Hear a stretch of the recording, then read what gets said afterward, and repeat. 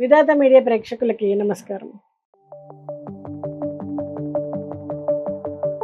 కార్యసిద్ధిని చేకూర్చేటువంటి శక్తివంతమైనటువంటి ఆంజనేయ స్వామి శ్లోకాల గురించి ఈ వీడియోలో తెలుసుకుందాం. హనుమంతుడు కార్యసాధకుడు. భక్తితో హనుమంతుడిని కొలిచిన వాళ్ళకి కోరికలు తప్పకుండా నెరవేరుతాయి. భక్తులు వారి వారి కోరికను అనుసరించి ఆంజనేయ శ్లోకాల్ని భక్తితో స్మరిస్తే గనక తప్పకుండా కార్యసిద్ధి కలుగుతుంది. విద్యా ప్రాప్తి కోసం పూజ్యాయ వాయుపుత్రాయ వాగ్దోష వినాశాయ సకల విద్యాంకురమే దేవ రామదూత నమోస్తుతే అనే శ్లోకాన్ని చదువుకోవాలి. ఉద్యోగ ప్రాప్తి కోసము హనుమాన్ సర్వధర్మజ్ఞ సర్వపీడా వినాశినే ఉద్యోగ ప్రాప్త సిద్ధ్యర్థం శివరూప నమోస్తుతే అనే మంత్రాన్ని చదువుకోవాలి.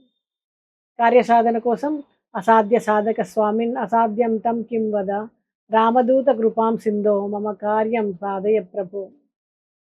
మరి గ్రహదోష నివారణ కోసం మర్కటేశ మహోత్సాహ శ్రవగ్రహ నివారణ శత్రువున్ సంహార మాం రక్షశ్రియం దాపయం ప్రభో. ఆరోగ్యం కోసం ఆయు ప్రజ్ఞ యశో లక్ష్మి శ్రద్ధా పుత్రా సుశీలత ఆరోగ్యం దేహ సౌఖ్యం చ కపినాథ నమోస్తుతే అనే శ్లోకాన్ని చదువుకోవాలి.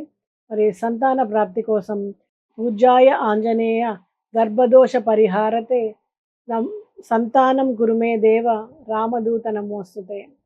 మరి వ్యాపారాభివృద్ధికి సర్వకళ్యాణ ధారతాం సర్వాపద్ నివారకం అపార కరుణామూర్తిం ఆంజనేయం నమామ్యహం. విద్యా ప్రాప్తికి యోగి ధ్యేయాంగ్రి పద్మాయ జగతాం పతయే నమ వివాహం కురుమే దేవ రామదూత నమోస్తుతే. ఈ శ్లోకాలని ఆయా కార్యసిద్ధి కోసం కనుక చదువుకున్నట్టయితే మీరు అనుకునే అన్నీ కూడా సాధిస్తారు.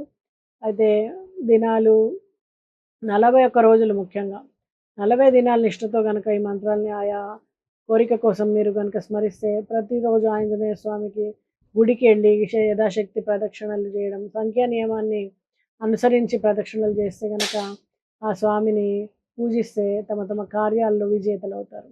అందరికీ కూడా ఆ ఆంజనేయుడి యొక్క ఆశీర్వాదం లభించాలని, మీ కార్యాలన్నీ కూడా సఫలీకృతం అవ్వాలని కోరుకుంటాను.